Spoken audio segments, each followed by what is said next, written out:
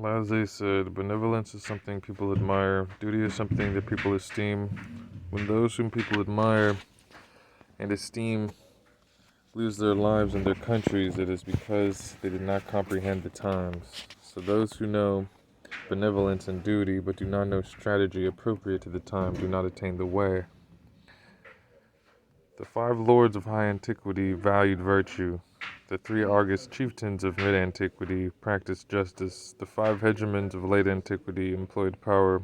Now to take the way of the lords and try to apply it to a time of hegemons would not be the way. Therefore, good and bad are the same in the sense that repudiation and praise depend on conventional trends. Actions are equal in the sense that opposition and harmony depend on the time. When you know what nature does and know how people act, then you have the means to get through the world. If you know nature but do not know the people, then you have no way to interact with society. If you know people but do not know nature, you have no means to travel along the way. If you direct your intent straight at what is comfortable, then the adamant and powerful will rob you. If you use your body to work for things, then yin and yang will devour you. People who have attained the way change outwardly, but do not change inwardly. Outward change is the means by which they know other people. Inwardly, not changing is the means by which they preserve themselves. Therefore, if you have stable inner control while able to contract and expand outwardly, moving along with things, then you can avoid failure in all your undertakings. What is esteemed on the way is the capacity to change.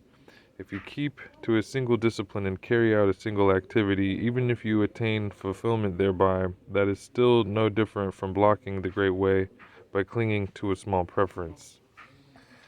The way is silent because it is empty. It does not involve acting on others and does not involve acting on oneself. Therefore, when you follow the way in undertaking something, it is not the doing of the way, it is the application of the way. What is enclosed by heaven and earth, illumined by sun and moon, warmed by yin and yang, moistened by rain and dew, and supported by the way and virtue, is all the same one harmony. Therefore, those who can bear heaven can walk on the earth. Those who mirror absolute purity see great clarity. Those who establish great peace live in a vast abode. Those who can roam in the deepest darkness have the same light as the sun and moon, having no form and yet producing forms. Therefore, real people rest their hopes on the basis of awareness and make their abode at the beginning of things. They look into the deepest darkness and listen to the silence. In the midst of deepest darkness alone, they find light. In the midst of utter silence alone, they find illumination. Their use of them is not using. Only after not using are they able to use them. Their knowledge of them is not knowing. Only after not knowing are they able to know them. The way is what beings follow. Virtue is what life supports. Humaneness is a proof of accumulated charity. Justice is what is close to the heart and accords with what is appropriate for the community. When the way disappears, virtue arises. When virtue declines, humaneness and justice come into being. Therefore, people of high antiquity went by the way and not virtue. People of mid-antiquity kept virtue, but not sentiment, while people of later times were cautious and careful lest they use humaneness and justice. So it is that without justice, superior people have no way to live.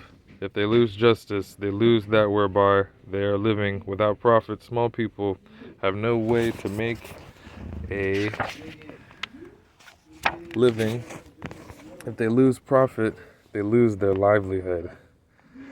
Therefore, superior people fear the loss of justice, while small people fear the loss of profit. Observe what they fear, and you can see the difference between what is calamitous and what is fortunate for them.